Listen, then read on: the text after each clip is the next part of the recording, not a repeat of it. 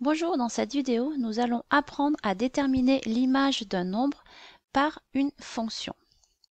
Alors, je t'ai remis ici un petit schéma que nous avions déjà travaillé dans une précédente vidéo sur les fonctions, qui nous explique que lorsque nous avons un nombre de départ et que nous lui appliquons une fonction, eh bien, on obtient un nombre d'arrivée. Ce que tu dois savoir, c'est que ce nombre d'arrivée est appelé l'image de la fonction. Avant d'avancer un petit peu plus loin dans cette vidéo, je te propose de voir ensemble un petit peu de vocabulaire. Voici un programme de calcul. Nous avons déjà appris à exprimer ce programme en fonction de x. Donc, dans ce cas-là, l'expression qui va correspondre à ce programme de calcul est notée ici. Nous avons également vu que la fonction f qui peut être associée à ce programme va pouvoir s'écrire f de x est égal à 4x-2 plus 4. f de x est également appelé l'image de x par la fonction f. Et enfin, ce que tu dois savoir, c'est que lorsque tu as une représentation graphique, f de x va toujours correspondre à l'ordonnée de ton repère. Alors maintenant, comment déterminer l'image d'un nombre par une fonction?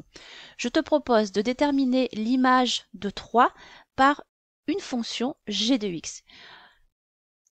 On pourra le faire de 3 manières différentes, soit par le calcul, soit en utilisant un tableau de valeurs, soit en utilisant une représentation graphique.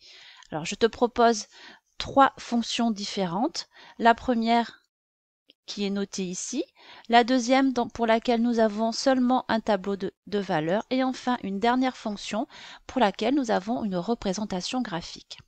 Je te propose de commencer par le calcul. La première étape sera tout simplement de remplacer x par la valeur que l'on te donne. Ici, on te donne une valeur de 3, donc on va remplacer x par 3.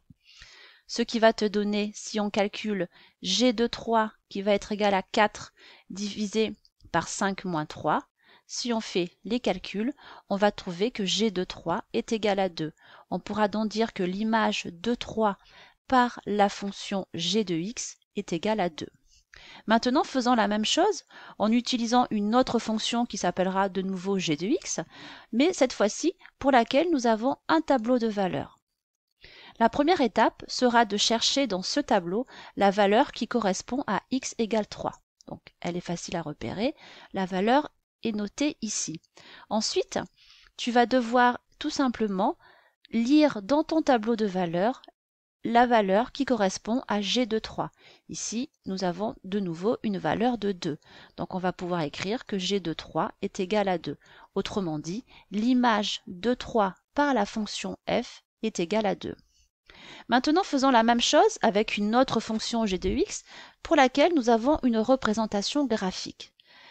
Tout d'abord, je te rappelle que l'axe des abscisses correspond à la valeur de x, tandis que l'axe des ordonnées va correspondre à la valeur de g de x, qui est, entre autres, l'image de ta fonction. La première étape sera de se placer à l'abscisse x égale 3. Donc on fait bien attention à l'échelle. Ici on a x égale 1, donc x égale 3 se trouvera ici.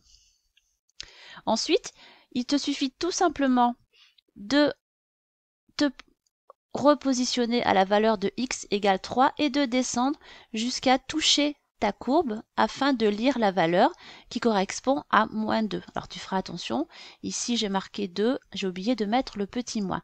Donc nous allons pouvoir tout simplement dire que g de 3 est égal à moins 2, ou alors on dira que l'image de 3 par la fonction g de x vaut moins 2. Voilà, cette vidéo est terminée. Je te propose de nous retrouver dans une prochaine vidéo où nous parlerons maintenant de l'antécédent.